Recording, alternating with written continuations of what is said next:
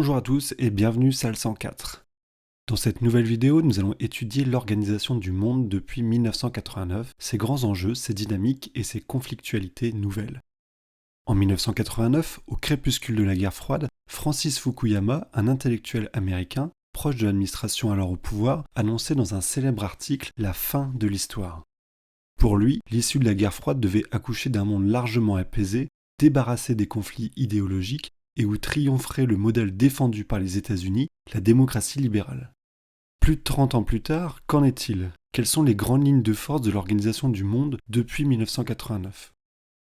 Dans une première partie, nous allons voir qu'après une phase de domination américaine, le monde est progressivement devenu multipolaire.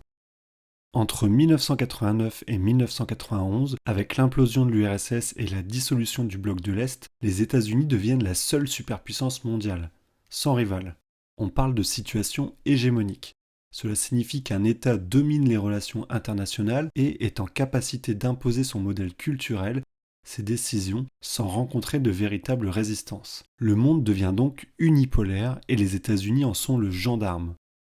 Dans un premier temps, dès 1990, les États-Unis entendent établir un nouvel ordre mondial. Il s'agit d'assurer le respect du droit international et de promouvoir la paix et la démocratie, quitte à intervenir militairement dans les pays récalcitrants. Débarrassé de l'usage du droit de veto comme une arme qui l'a paralysé durant la guerre froide, l'ONU doit jouer un rôle de premier plan. La première guerre du Golfe, en 1991, est l'illustration parfaite de cette organisation. Les États-Unis, sous l'égide du Conseil de sécurité de l'ONU, réunissent une coalition de 29 pays venus de tous les continents contre l'Irak, coupable d'avoir envahi et annexé le Koweït au mépris des règles internationales. Après une décennie, l'hégémonie américaine commence à se désagréger petit à petit pour plusieurs raisons. D'abord, les attentats du 11 septembre 2001 à New York viennent fracasser le mythe de l'invincibilité américaine. Le groupe terroriste Al-Qaïda parvient à meurtrir profondément les États-Unis en ciblant les symboles de sa puissance. Bien sûr, les tours jumelles de Wall Street à New York pour la puissance économique, le Pentagone pour la puissance militaire et la Maison Blanche pour la puissance politique. Puis, l'intervention en Irak en 2003 lors de la Seconde Guerre du Golfe accroît les contestations de la puissance américaine. Les États-Unis entendent mener une nouvelle coalition contre ce pays qu'ils accusent notamment d'avoir participé à l'organisation de plusieurs attentats terroristes et en particulier ceux du 11 septembre. Cependant, cette fois, cette proposition ne fait pas l'unanimité à l'ONU. La Chine et la Russie menacent d'utiliser leur droit de veto. La France, alliée de longue date des États-Unis, fait de même et va plus loin. Le 14 février 2003, le ministre des Affaires étrangères, Dominique de Villepin, parvient à convaincre le Conseil de sécurité de ne pas voter pour la proposition américaine. Dans ce temple des Nations Unies, nous sommes les gardiens d'un idéal. Nous sommes les gardiens d'une conscience.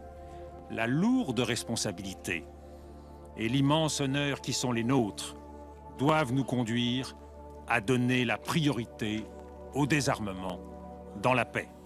Afin d'éviter une déstabilisation durable de cette région du monde et car d'autres solutions paraissent alors préférables. Le 20 mars 2003, les États-Unis lancent malgré tout leur attaque en violation de la Charte des Nations Unies et des principes du nouvel ordre mondial. Enfin, le début du XXIe siècle marque la montée en puissance de nouveaux rivaux.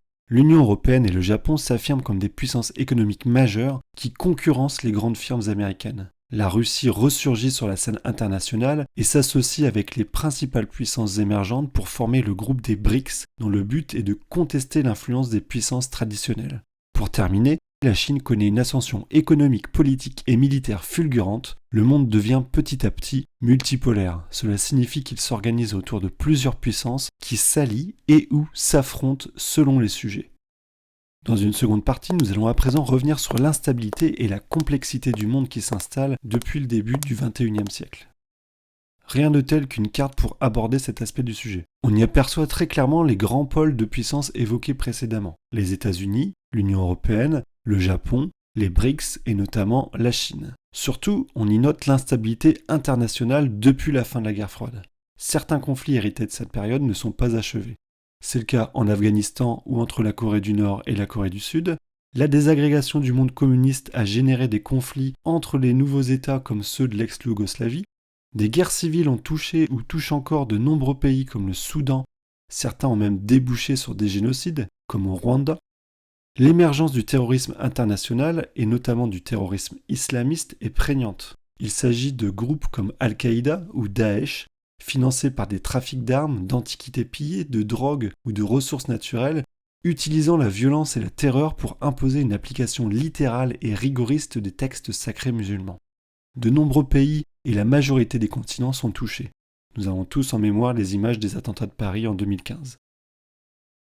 Globalement, 5 grandes zones de conflit se détachent: l'Asie centrale, l'Afrique de l'Ouest, la Corne de l'Afrique, le Sahara et le Moyen-Orient. Ce dernier espace, qui s'étend de l'Afghanistan à la Libye, apparaît comme l'un des plus complexes, avec une imbrication de tensions religieuses et géopolitiques. On parle parfois de l'arc des crises, qui est au cœur des grands enjeux internationaux. Repartons d'une carte pour clarifier le propos. Le Moyen-Orient détient près de 50% des ressources prouvées d'hydrocarbures, notamment autour du golfe Persique, et contient 3 passages maritimes majeurs. Ce sont des sources de puissance énormes, autant économiquement que politiquement, pour les États qui les contrôlent, comme le Qatar ou l'Égypte. Elles sont principalement utilisées par les 2 grandes puissances de la région qui se livrent une guerre d'influence sans merci sur fond de guerre religieuse entre branches de la religion musulmane: l'Iran chiite et l'Arabie saoudite sunnite. Par ailleurs, la région a été profondément déstabilisée durant la période. D'abord par les interventions menées par les États-Unis en Irak en 1991 et en 2003, ensuite par les révolutions arabes de 2011. Plusieurs États, comme la Libye ou l'Irak, se sont effondrés, ce qui a permis, entre autres, l'émergence du groupe terroriste Daesh. Ce dernier s'est nourri de l'instabilité pour croître. Toute cette situation a généré une crise migratoire sans précédent, notamment vers l'Europe, où on cherchait à s'enfuir des milliers de réfugiés. Pour conclure, cette région est marquée depuis 1947 par le conflit israélo-arabe. Il résulte de la partition par l'ONU de la Palestine en 2 États. D'un côté, un État juif, Israël, qui considère que le territoire antique du royaume d'Israël biblique est le seul espace où les Juifs, après la Shoah, vont pouvoir vivre à l'abri de l'antisémitisme. Il encourage notamment l'émigration des Juifs du monde entier. De l'autre, un État arabe, l'État palestinien, qui, avec les États arabes voisins, rejette ce partage qu'ils estiment aller contre leur population implantée depuis plusieurs siècles et qu'ils n'ont pas à payer pour un crime commis par les nations européennes. Dès 1948, la guerre éclate entre Israël et ses voisins. Totalement insoluble, cette situation génère des violences et des guerres jusqu'à nos jours, ce qui contribue à l'instabilité du Moyen-Orient. Voilà, cette vidéo est sur le point de s'achever. J'espère vous avoir expliqué avec clarté les clés de compréhension du monde contemporain. A très bientôt si vous le voulez bien pour une nouvelle vidéo. D'ici là, portez-vous bien.